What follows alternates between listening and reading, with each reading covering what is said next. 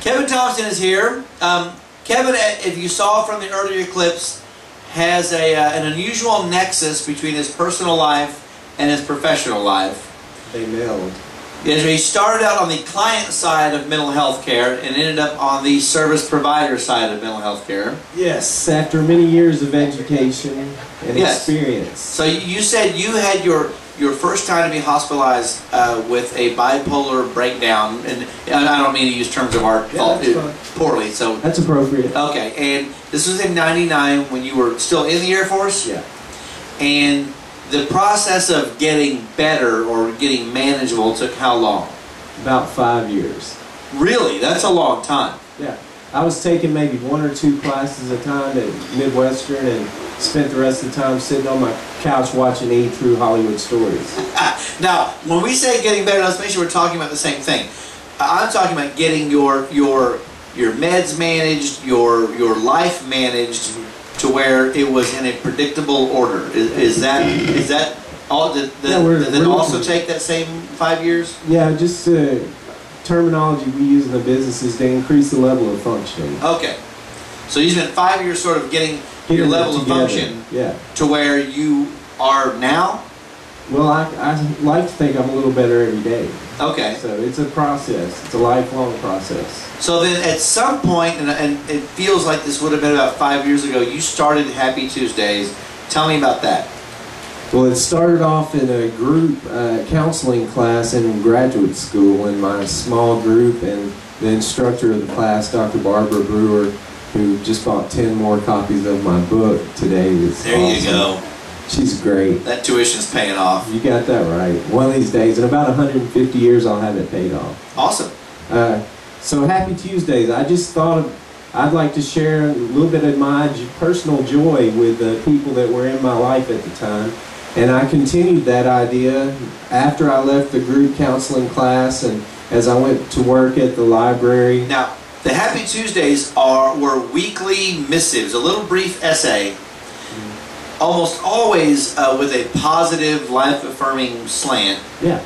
And it was part of your healing process, part of you sharing your life story. Yeah, I just wanted to get it out there because I felt like if I can benefit from these ideas and these thoughts, then there's probably somebody else out there that could also benefit. So then every Tuesday, this started out as an, and I guess it still exists, as an email.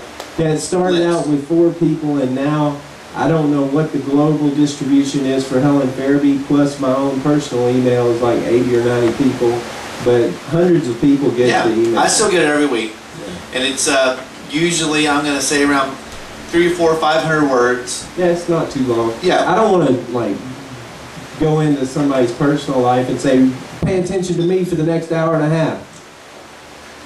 I'll handle that. Thanks for the setup. Yeah, I'm not turning you loose yet. But it was, it certainly wasn't, or wasn't in your mind when you started sending out your Happy Tuesday emails that it was going to continue. Well, no, after I did 112 of them, I thought, you know, I might have a book here. And I wanted That's 2 years. Yeah, it's 2 years. I wanted to write a book, but I didn't want to put the effort into it. And so I looked at the body of work that I had already completed, and I thought, well, I'll just pick the best ones, put them together, and slap them between the 2 covers and sell them. Yeah, and that's when, at some point, he contacted me, and we worked together briefly. Oh, you published one of my Happy Tuesdays in the News Mirror. That's where I met you. Yeah. Yeah, when I put out the weekly paper, the News Mirror, back a few years ago, at some point, I can't remember who introduced us. It was all sort of... Andrew, the young man out there. Oh, you did? Well, there you go, you matchmaker, you.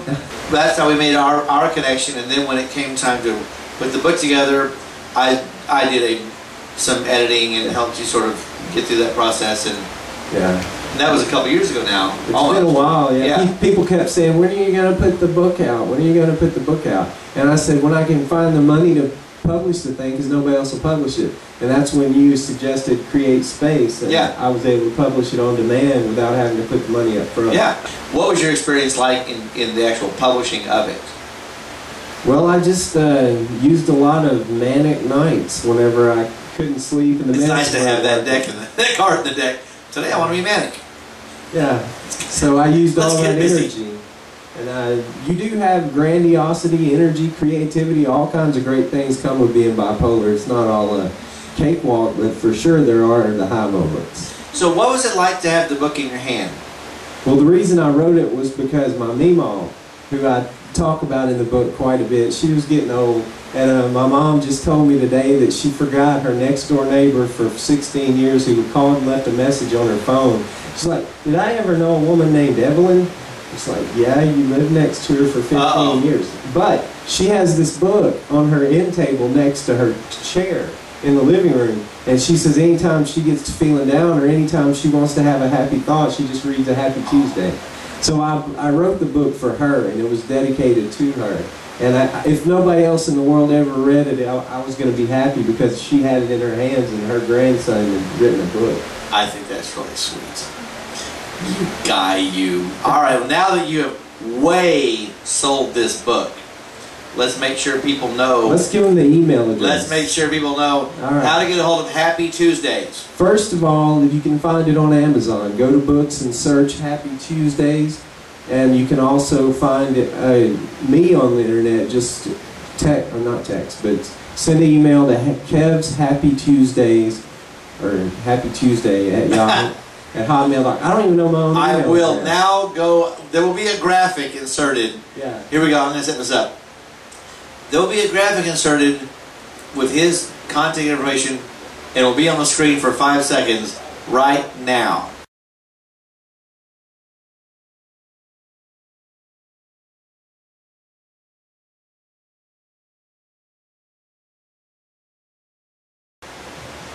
And now we're back.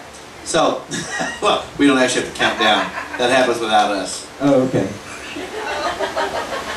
I mean, I'm telling you, my brain was just now in 2 different places at the same time. I'm a wizard. So, well, I think that's, I mean, it's really a charming story. And the Happy Tuesday stories are, they remind me of like the Chicken Soup for the Soul books and other. They're just little brief vignettes. They're always positive. They're always completely candid. Kevin leaves his ego. It's not any part of the stories at all. I left my ego in the mental hospital. Well, and it shows up in the writing. It's candid. There's great humility, and it's written in a style that is giving. The stories are very much intended for the reader, and I think that's amazing. And I think it's a great gift that you've created for readers. So how about I tell a Meemaw Happy Tuesday? All right. All right. Well, one time I had a dog for 15 years. His name was Tony, the greatest Chihuahua in the world. Loved him with all my heart. And we went on vacation. We went down to Disney World. I was about 10 or 11, and Tony had to stay home. And Meemaw didn't want Tony to be lonely, so she would go over every day and she would cut up his little hot dogs in his food so he would eat his food, because he wouldn't eat it if it was just dog food. I mean, he's not a dog or anything. And she would sit there with him and pet him and talk to him and tell him how wonderful he was, just like it was one of her grandbabies, you know, she was talking to. And one day she decided, well, he must be getting tired of these hot dogs. So she got Tony, loaded him up in the car, and went to the McDonald's drive-thru and got him a Happy Meal with a hamburger. And she took him home and cut up the hamburger and put it in his food so he had a burger that day. And after about 2 days of burger Happy Meals, she decided, well, maybe he's getting tired of hamburgers. So she went to Chicken McNuggets, and she is forever Tony's best friend for doing that, because my dog and fried chicken were like white on rice. You know, he loved it. And I knew one day whenever I was living in Wichita Falls that he was going to pass eventually. I came to grips with his mortality, and I had a tune that just popped into my head. And I was walking him, and we were kind of pretending like he didn't just take a dump down there on the park downtown. And we just took off back to my apartment, and I grabbed my guitar, and the song came out, and it was called Walk the Dog, and it's about Tony. And it's about him and what he meant to me and what he meant in my life. And I had a couple of neighbors that lived downtown with me also And they had not Chihuahua, they had a Rottweiler, and his name was Pudge. No, but they were buddies. And Pudge knew his place. Tony was like 10 years older, and he's like, you don't mess around with me. And Pudge was like, okay, man.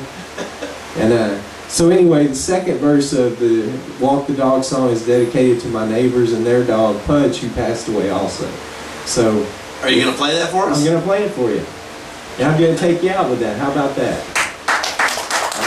Well, I can't imagine closing my part of the show any more gracefully than that. So we're going to take a quick break while we reset, and Kevin will take us out. Thanks.